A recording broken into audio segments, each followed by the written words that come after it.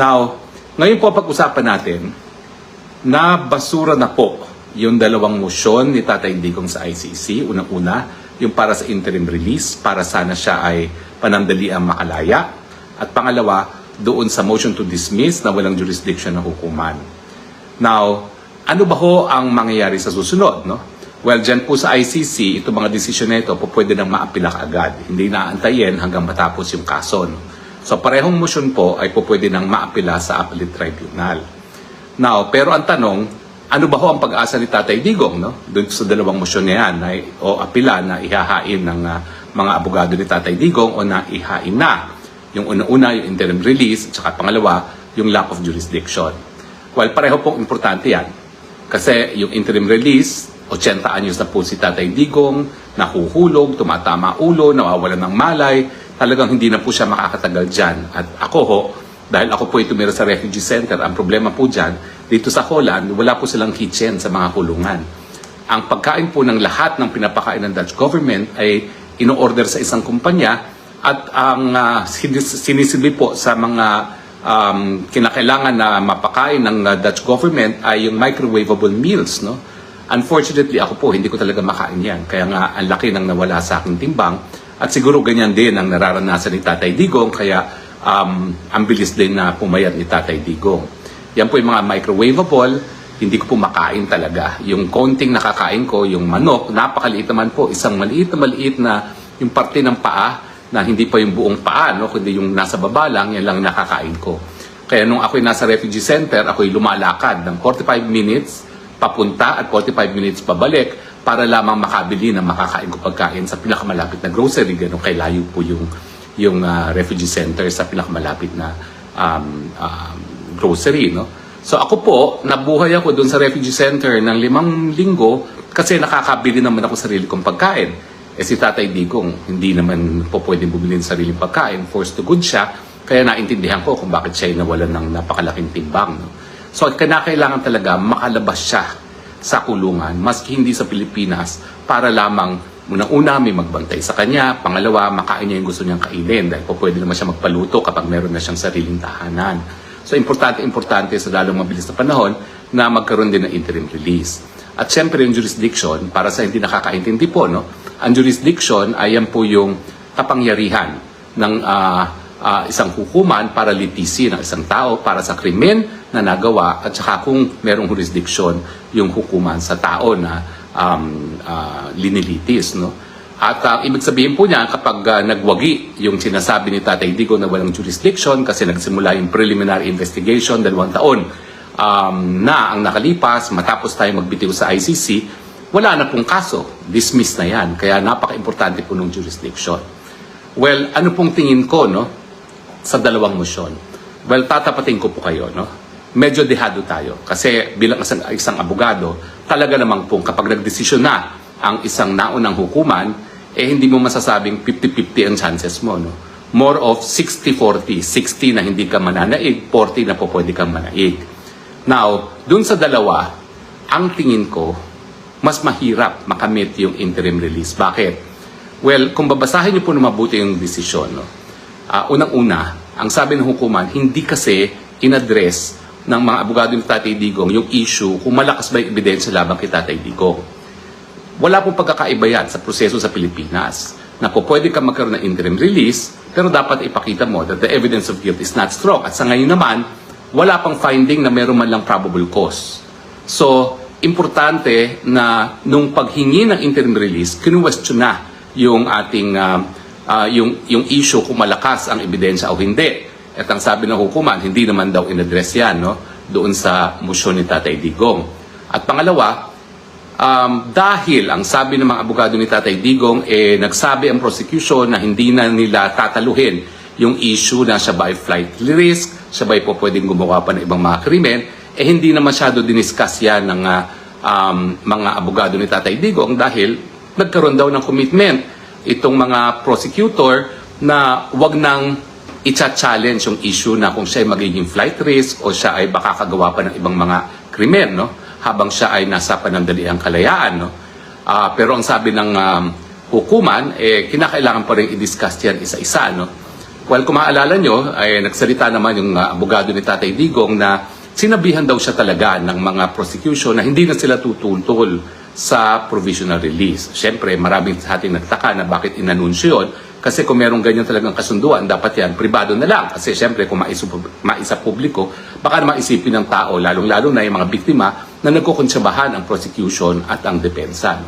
So anyway, anong tingin ko dun sa interim release? Well, ulitin ko po, no? Sa buong kasaysayan ng ICC, sa pre-trial chamber, hindi pa po sila nagbibigay ng interim release sa kahit sino na akusado ng core crimes. Ibig sabihin, akusado ng yung mga krimen na dapat linilitis talaga na hukuman. War crimes, crimes against humanity, at saka yung crime of aggression. No? Ang nabibigyan lamang ng provisional release ay yung mga akusado na accused ng paglalabag dun sa tinatawag na crimes against administration of justice. Yung mga pamimeki ng mga testimonya, pananakot sa mga witnesses. Yung mga yon na hindi naman nasasakdal for war crimes or crimes against humanity, nabigyan ng provisional release. Meron pang isa po, si Lubanga. Yan po ay nabigyan ng provisional release. Siya po ay akusado ng crimes against humanity at war crimes. Pero, ang nagbigay po sa kanya, appellate chamber. Yung pre-trial chamber po, hindi nagbigay sa kanya ng provisional release. At yung appellate chamber na nagbigay ng provisional release ay nag-dismiss eventually ng kaso, reverse yung finding of guilt dahil sa tingin nila hindi nga napatunayan yung guilt beyond reasonable doubt dahil may isang elemento na hindi napakita ng prosecution. So, by way of track record, wala talagang binibigay na interim release ang pre-trial chamber na ICC. Kaya nga lang, inaasahan natin na yung katandaan ni Tatay Digong 80 anyos dahil nga wala pa namang 80 anyos na nalilitis at saka pangalawa, yung preliminary showing na parang hindi na kaya ni Tatay Digong humarap sa paglilitis ay bagay-bagay na ikokonsidera ng appeals chamber no, sa pagdedesisyon. Pero, siyempre po, dehado na tayo dyan kasi nga po, wala man lang ni isang nag-dissent doon sa desisyon. No? Hindi gaya ng desisyon na kung dapat bang ipagpaliban ang paglilitis dahil nga merong allegation na hindi na kaya tumayo ng paglilitis si Tatay Digong na merong isang judge na nag-dissent. Kasi kung 3 judges yan at unanimous sila, medyo solid ang kanilang paninindigan na tamang desisyon nila, no? At mahihirapan yung appeals chamber na baliwalain kasi syempre, hindi naman po yan guys sa Pilipinas na mas mataas ang Court of Appeals kesa sa RTC. Hindi po.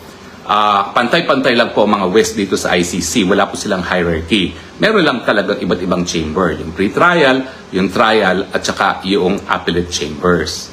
Now, dun sa pangalawa, ito po talaga ang make or break, yung lack of jurisdiction. Kasi kung wala talagang jurisdiction, tigil na ang kaso. Hindi na kinakailangan tumuloy sa confirmation of charges, uwi na kaagad si Tatay Digong.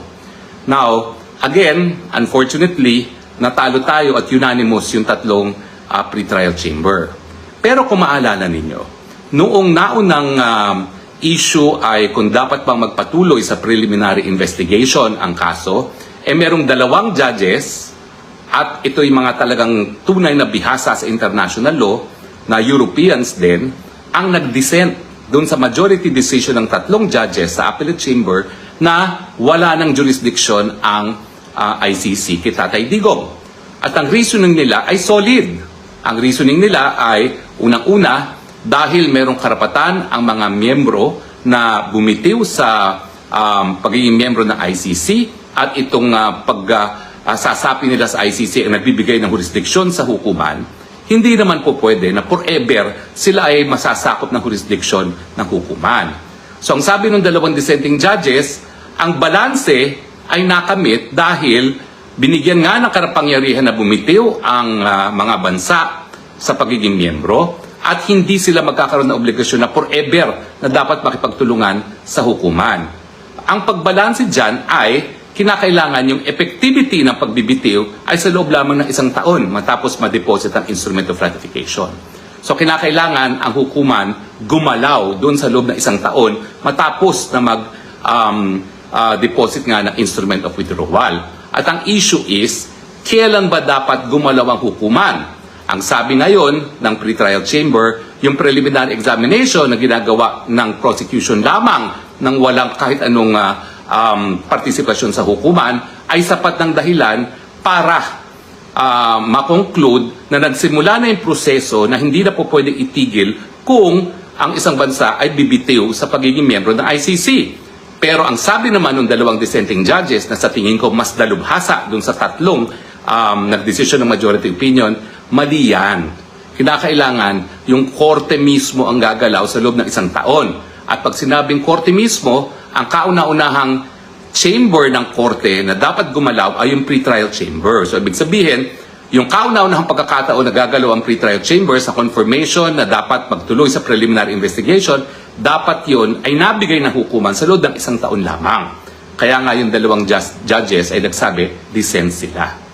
So, in other words, bagamat ang track record ng ICC ay talagang hindi nagbibigay ng interim release, may pag-asa pa. Baka naman mahabag sila sa edad at saka dun sa mga kondisyon na ni Tatay Digong.